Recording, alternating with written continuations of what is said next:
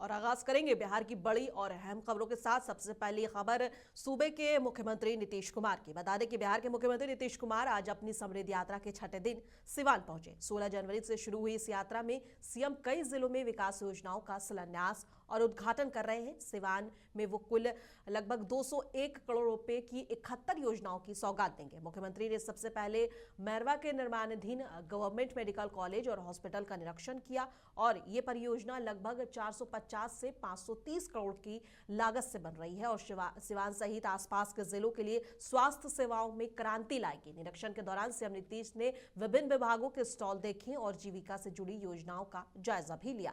इसके अलावा सीएचसी मैरवा और एएनएम कॉलेज का भी दौरा किया।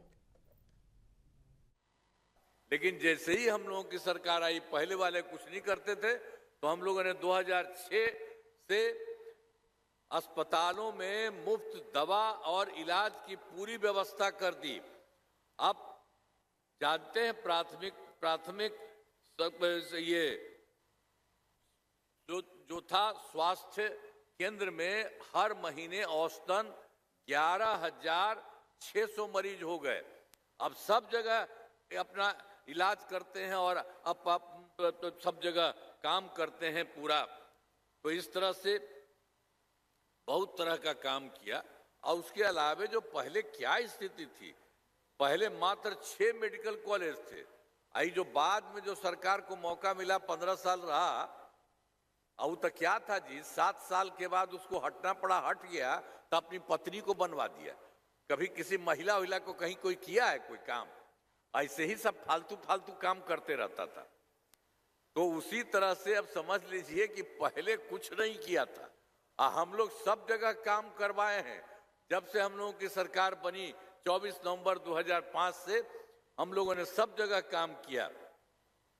तो इसी तरह से समझ लीजिए पूरे तरह से जो आपको बता दिए, पहले तो बहुत कम था कि मैंने 29 मरीज था तो 1 या 2 आता था। तो हम लोगों ने 2006 में मुफ्त दवा और इलाज की पूरी व्यवस्था की। तो प्राथमिक स्वास्थ्य केंद्र में हर महीने औसतन 11,600 मरीज आए। तो सब जगह काम होना शुरू किया। और राजधानी के दानापुर में देर शाम थाने के पेठिया बाजार में मां संतोषी मंदिर के पास अचानक एक दुकान में भीषण आग लग गई। आग ने देखते देखते 10 दुकानों को अपनी चपेट में ले लिया। कड़ी मशक्कत के बाद आग पर काबू पाया गया, लेकिन तब तक दुकानें जलकर राख हो चुकी थी। आग से लाखों का नुकसान होने की आशंका है। बता दें दमकल की कई गाड़ियां मौके पर पहुंची, जहां कड़ी मशक्कत के बाद आग पर काबू पाया गया। हालांकि अभी तक यह स्पष्ट नहीं पता चल पाया है कि आग कैसे लगी, पर ऐसा माना जा रहा है कि शॉर्ट सर्किट के कारण यह आग लगी है। दानापुर थाना अंतर्गत पेठिया बाजार काली मंदिर के पास स्थित टीन और लकड़ी के बने दुकानों में आग लगने की सूचना प्राप्त हुई है, जिसके बाद पुलिस यहाँ घटनास्थल पर पहुंची है तथा फायर ब्रिगेड की सहायता से आग पे नियंत्रण पाने का प्रयास किया जा रहा है। लगभग आग पे नियंत्रण पाया जा चुका है और भी थोड़ी जगह आग लगा हुआ है जिसको नियंत्रित किया जा रहा है। अभी कुछ भी कहना स्पष्ट नहीं होगा। आग बुझने के बाद स्थानीय से पूछताछ के बाद ही क्लियर हो पाएगा कि आग लगने का कारण क्या था। फोन आया यहाँ पे बाजार में आग लग के हम दौड़ आए हैं, देखे कि मेरा दुकान पूरा जलते साफ हो गया। कैसे आग लगी है? अभी तो ये नहीं बता सकते हैं। अभी तो दुकान था, यही जनरल स्टोर का दुकान है। कितने दुकानों में आग लगी? अभी तो लगता है 5-6 दुकान में आग लग चुका है। कितने का नुकसान हुआ? अभी तो आपका कितना का नुकसान हुआ? 10 लाख प्लस होगा। कितने फायर ब्रिगेड की टीम आई? गाड़ी कितनी आई? गाड़ी तो 2 आई है, 3 आई है। गाड़ी तो लेट से आई है। लेट से? क्या लेट से? लेट से 10-15 दिन लेट से आई है। और बिहार की राजधानी पटना में नीट की तैयारी कर रही 18 साल की छात्रा की मौत के मामले में जांच तेज हो गई है। अब इस मामले की जांच कर रही विशेष जांच टीम एसआईटी ने मंगलवार को उस शंभू गर्ल्स हॉस्टल को सील कर दिया है, जहां बेहोश पाए जाने के बाद लड़की की संदिग्ध मौत हो गई थी। इस मामले को लेकर फैले आक्रोश के बीच शहर के एक अन्य छात्रावास में रहने वाली एक अन्य लड़की की आत्महत्या का मामला सामने आया है। वो भी नीट की तैयारी कर रही थी। लगातार घटते घटनाक्रम के बाद विपक्ष लगातार एनडीए सरकार पर हमला बोल रहा है। इसको लेकर मंत्री रामकृपाल यादव ने वापस लालू यादव को जंगल राज याद दिलाने की बात कही है, और क्या कुछ कह रहे हैं पर सुनिए। 20 साल का जो शासन रहा है, सुशासन, उसका आंकड़ा निकाल करके दिखाएं लोगों को कि उनके वक्त में अपराध ज़्यादा था कि हमारे वक्त में अपराध ज़्यादा था। हम तो अपराधियों को बिल में घुसाते हैं, और अपराध नहीं होने दे रहे हैं। हमारा सुशासन है, कोई भी अपराधी बच के नहीं जा सकता है और कोई अपराधी बचने का कहीं कोई उपाय नहीं है और न कोई यहाँ पर अपराधी सर उठाने की हिम्मत कर रही है नीतीश कुमार और एनडीए के शासन में। और वीआईपी प्रमुख मुकेश सहनी ने पटना में नीट की तैयारी कर रही छात्रा के साथ हुए हादसे पर गहरी संवेदना जताई है और साथ ही सरकार और प्रशासन पर सबूत छुपाने के इल्जाम लगाए। उन्होंने कहा है कि इसकी तहकीकात होनी चाहिए क्योंकि सरकार जो है वो प्रशासन के साथ मिला हुआ है और प्रशासन जो है वो लगातार सबूत छुपाने में मदद कर रही है। इस प्रशासन सब लोग अपराधी को बचाने में लगे हुए हैं। जो हम लोगों को मीडिया के माध्यम से और जो सिचुएशन हुआ उसका अनुकूल जो समझ में आ रहा है कि उस अनुकूल लग रहा है कि ये जो है अपराधी को बचाने का काम कर रहे हैं। एसपी साहब अलग अलग स्टेटमेंट देते हैं। जो रिपोर्ट उनके पास फर्स्ट रिपोर्ट जो आया था मेडिकल का, वो रिपोर्ट गलत था। दूसरी जगह से स्पष्ट हो जाता है कि इनके साथ क्या हुआ, कैसे हुआ, और उसके बावजूद भी जो रिपोर्ट बनाए उनके ऊपर कोई कार्रवाई नहीं है और सिर्फ लिपापोती करने के लिए एक टीम को गठित कर दिया गया है और बिहार राज्य के लोगों को गुमराह किया जा रहा है और परिवार को न्याय नहीं मिल रहा। तो आज हम लोग परिवार से मिलने के लिए आए, भरोसा दिलाए हैं। आने वाले समय में बिहार में इसके लिए हमारी पार्टी, हमारे बिहार के लोग सब मिलकर लड़ाई लड़ेंगे।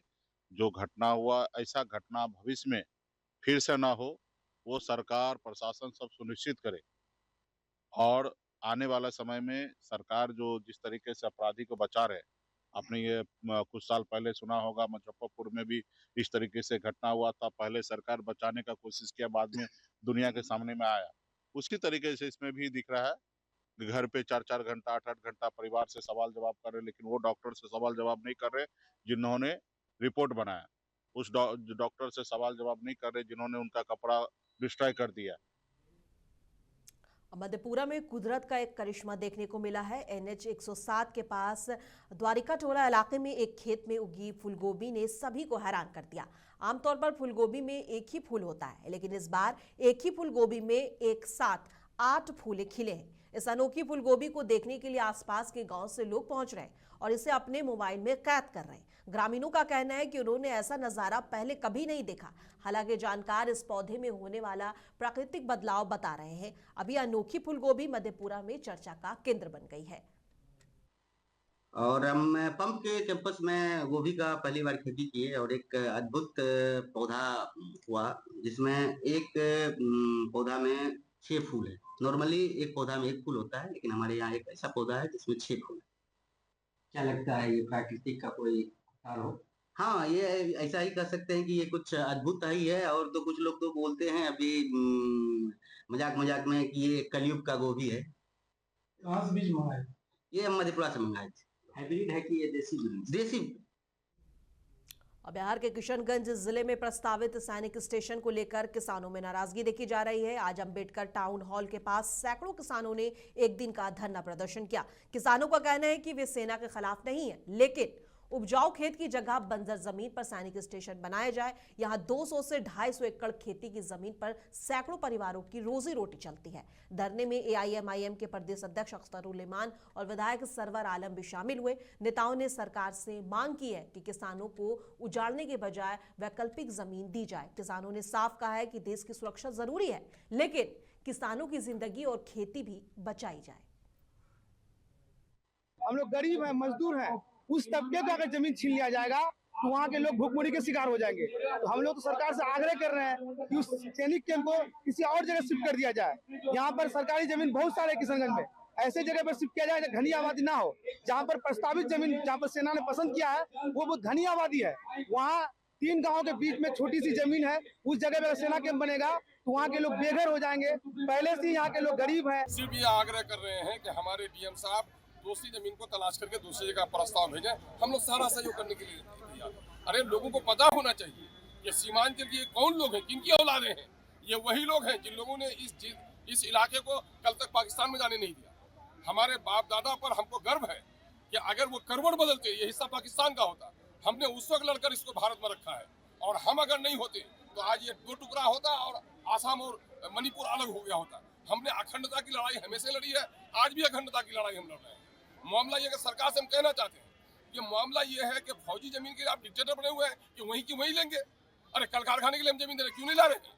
मेडिकल कॉलेज के लिए हमारे लिए जगह, हमारी जमीन अच्छी नहीं है, कल कारखाने के लिए हमारी जगह अच्छी नहीं है। अब फौज के लिए जमीन दे रहे हैं, उस पर भी हम ये कर रहे हैं कि हम जमीन देना चाहते हैं, लेकिन ये नहीं दूसरी जगह का प्रस्ताव लीजिए तो आप डंडा लेके खड़ा है कि नहीं वही लेंगे, ये मुनासिब अमल नहीं है।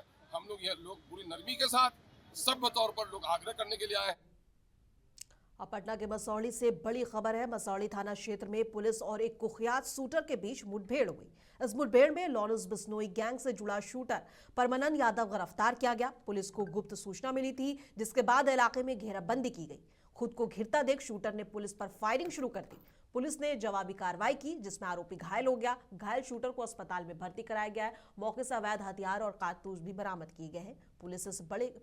बता दें कि पुलिस इसे बड़ी कामयाबी बता रही है और आगे की जांच फिलहाल जारी है।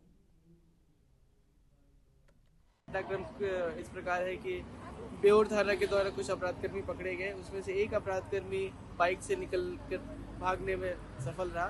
बेउर थाना के द्वारा इन्फॉर्म किया गया मसौड़ी थाने को कि वो अपराधकर्मी जहानाबाद की ओर जा रहा है। सूचना प्राप्त होते ही मसौड़ी थाने के द्वारा स्ट्रेटेजिक लोकेशंस पे वाहन चेकिंग लगाई गई। इसी क्रम में एक संदिग्ध व्यक्ति मोटरसाइकिल से भागते हुए देखा गया, उसे रोकने का प्रयास किया गया तो इसी बीच में वो बाइक से गिर गया। उसके उपरांत वो पुलिस पर गोलियां चलाने लगा। आत्मरक्षार्थ अपनी सुरक्षा में पुलिस को भी जवाबी फायरिंग करनी पड़ी, जिसमें उसे एक गोली उसके पैर में लगी। उसके उपरांत उसे इलाज के लिए ले जाया गया है। उक्त अपराधकर्मी का नाम परमानंद यादव बताया जा रहा है। यह लातेहार झारखंड का रहने वाला है। अभी तक जो निकल के आया है इसका संबंध राहुल सिंह गैंग से निकल कर आया है और राहुल सिंह गैंग का संबंध लॉरेंस बिश्नोई गैंग के साथ बताया जा रहा है। अभी मामला अनुसंधान अंतर्गत है, इसमें और भी बातें निकल कर आएंगी। यह भी पता चल रहा है कि यह व्यक्ति पहले विदेश यात्रा वगैरह भी कर चुका है। इसके ऊपर 18-20 से भी कहीं ज़्यादा हत्या, डकैती, लूट, एक्सटॉर्शन, नाम से एक्ट वगैरह के कांड दर्ज है।